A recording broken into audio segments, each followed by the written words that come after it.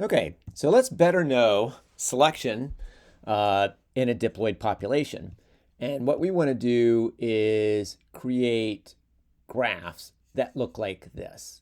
So what the authors have done here is they're looking at how an allele increases from a very low frequency toward fixation under selection only. No drift, no mutation, no migration. And the authors show three different models. In one model, both alleles at a locus are additive. So you have selection on an additive allele. In a second model, we have selection on a dominant allele. And in the third model, we have selection on a recessive allele. And there are some well-known, very interesting features of these curves, of which this is explained in the text and in this caption here. So we want to recreate this using a spreadsheet. And not only do we want to recreate it, but once we have the model, then we can explore additional scenarios. So we need to find the functions that are used that govern selection of an allele when no other evolutionary forces are in play. And that's in this box right here, box 6.5. And so here we have the equations or the functions for the frequency of alleles in the next generation given selection, given its selection differences on the different genotypes. So we can see that the frequency in the next generation after selection is a function of the mean fitness of the genotypes. So we need this function right here to compute here. And then here we have the frequencies of the alleles. This is the frequency of the genotypes. Here's the frequencies of the alleles in the next generation after selection. So we can easily get this from this, but let's explore these functions using the spreadsheet. So here's my spreadsheet, and I've pasted in the functions that we need here, so I don't have to go back and forth with the textbook. And I've set up the general spreadsheet with about 1,000 generations of evolution. And the initial parameters and what's governing this is the absolute fitness here in this row. Notice that my absolute fitnesses are greater than 1. That means these genotypes are increasing in absolute number, or the population is increasing in absolute number.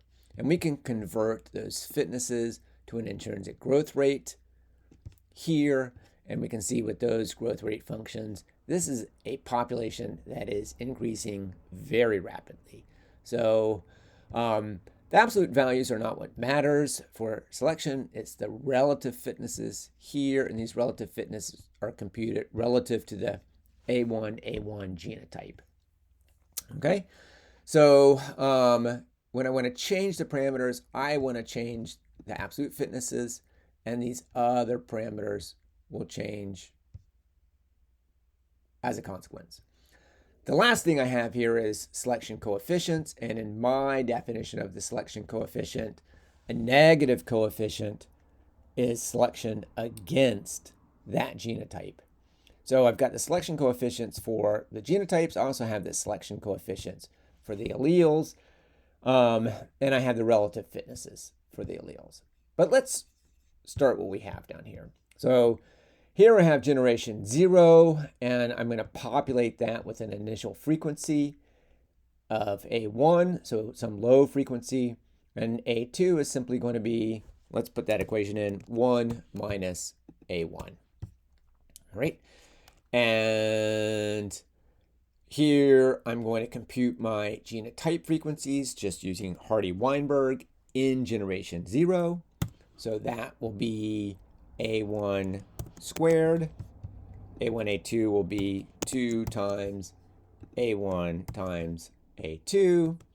And A2 will be equal to A2 squared.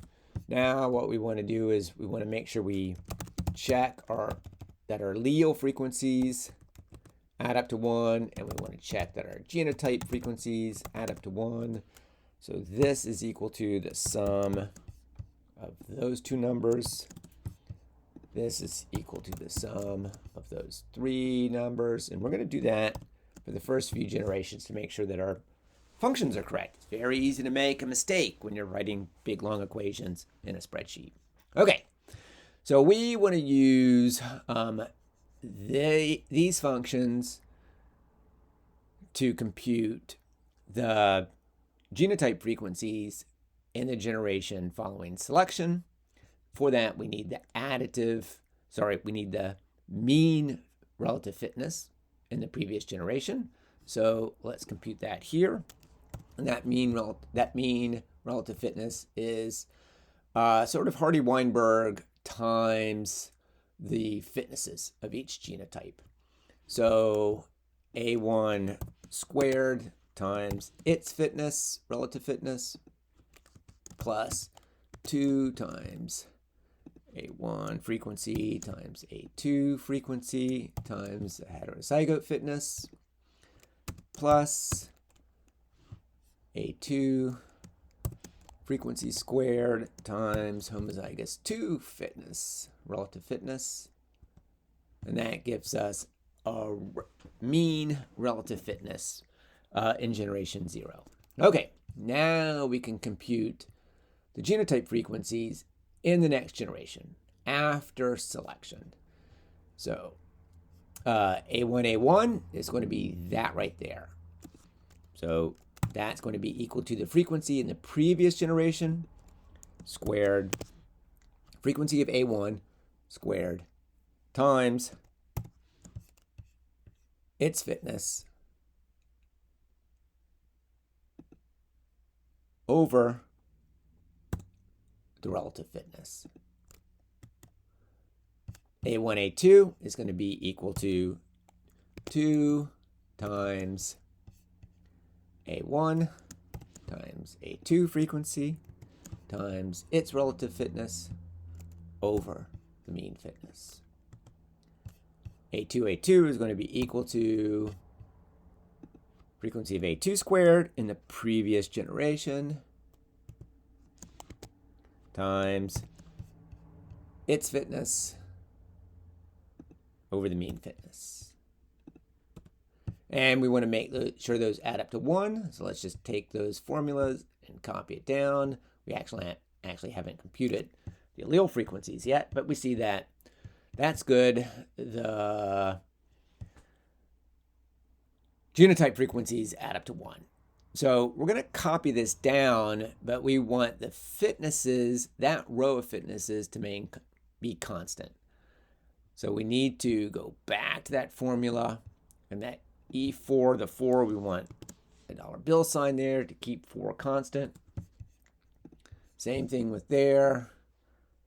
We want to keep that constant, that fitness constant, that relative fitness right there constant. And here we want to keep that relative fitness constant. So that's G4, right?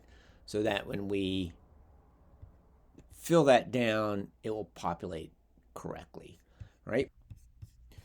Okay, so now we have our genotype frequencies in the first generation after selection. Now we want to compute our allele frequencies in the first generation after selection. And we can use these functions here, but notice that we can simplify this a little bit because the allele frequency for allele A1 is the sum of these two. Well, it's the sum of this plus 1/2 of the frequency of the heterozygote, right? Notice that the frequency of the heterozygote is 2 times these frequencies, whereas this is only 1 time those frequencies. So the allele frequency for allele 1 is equal to the homozygous allele 1 genotype frequency plus the heterozygote frequency divided by 2. And the same for allele 2. It's equal to the frequency of allele 2 in its homozygous state plus the heterozygote frequency over 2, right? And notice that our check here, these two numbers sum to 1, as they must if we're correct. Okay, we now want to fill the mean fitness down, and you can see we clearly have a mistake. So let's look at our mean fitness function, or we can look at it in generation 1, and we see that the fitness that it's using is not actually the relative fitness, but the selection.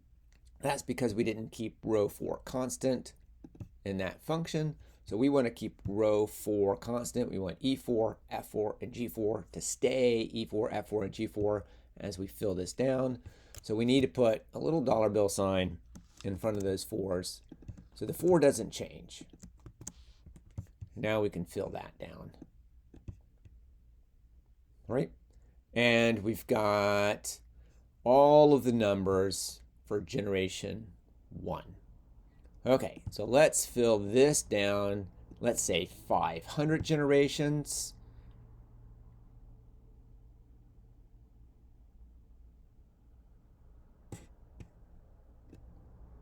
And let's create a plot. And what we want to plot is the change in allele frequencies of allele 1 and 2 on the y-axis and generation on the x-axis. So we will highlight that, move up to the top again. We're going to insert a chart, and there's our beautiful chart. We can make it nicer. All right, so something like allele frequency change under selection only. All right. All right. Now what we want to do is we want to explore this function, explore this model of diploid evolution of a single locus with 2 alleles by changing these fitnesses here. All right. So what we've started with is actually an additive model. We can see that the heterozygote is intermediate between the 2 homozygotes. The heterozygote fitness is in between the 2 homozygote fitness. So the fitness effects as a phenotype are additive. So let's do this. Let's copy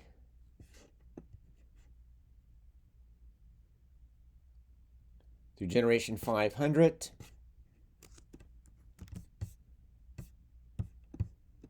Paste that over here, and specifically what we want to do is we want to paste just the values.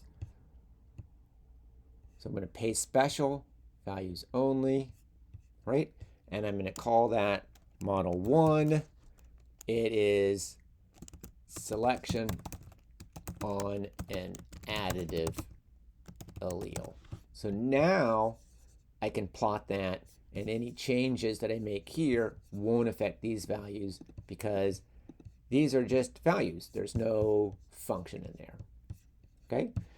So let's change this to something like a selection of a dominant allele. So we want to make the heterozygote fitness equal to that of A1. And we get something like this, and we get this classic. Let's make the fitness of A2 a little bit higher just for fun. All right. We'll keep it at 8 at that. All right. And we see this classic effect that the dominant allele is starting at a low frequency. Selection on the dominant allele that starts at a low frequency, rises very rapidly, and then slows down as it approaches fixation. So we want to keep those numbers so that we can plot it later. So we need to grab all those numbers.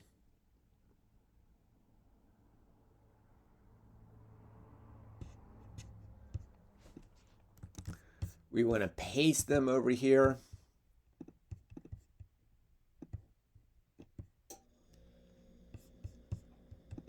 case special, values only, and that's model 2, selection on dominant allele.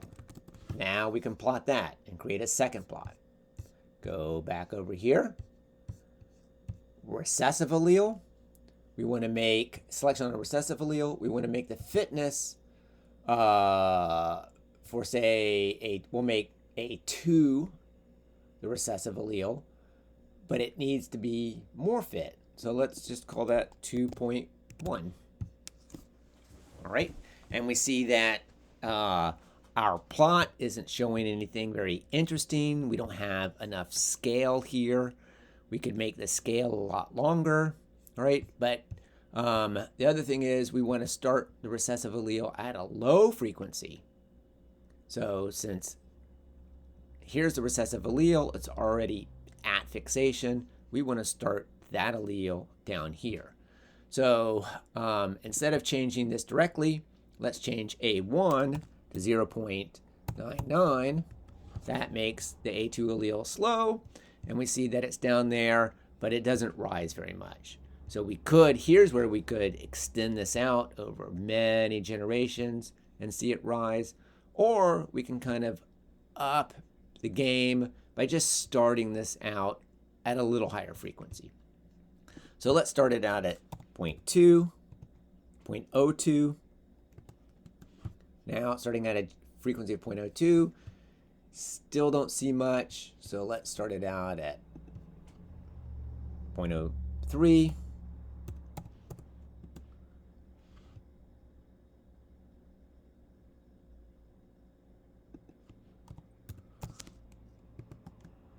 All right, there we see some action going on. We see it takes, we have selection for the recessive allele.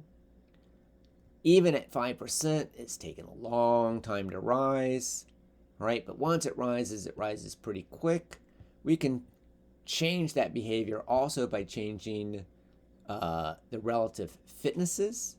So for example, let's make this relative fitness 2, and each of these 1.9, 1.9, right? So it's a recessive allele. That's effectively where we were. Let's make them a little bit smaller. 1.8, make it stronger selection. There we go. There's stronger selection. Let's start this frequency at a little bit, let's start this frequency at a little bit smaller. Change that to 0.98. Nice, right? We can see this long, again, takes a long time to rise, but then once the frequency increases a little bit, it increases toward fixation very quickly. We can, of course, we can extend this to 1,000 generations and watch this happen. How might we do that? Pretty easy. Just extend this down to 1,000 generations.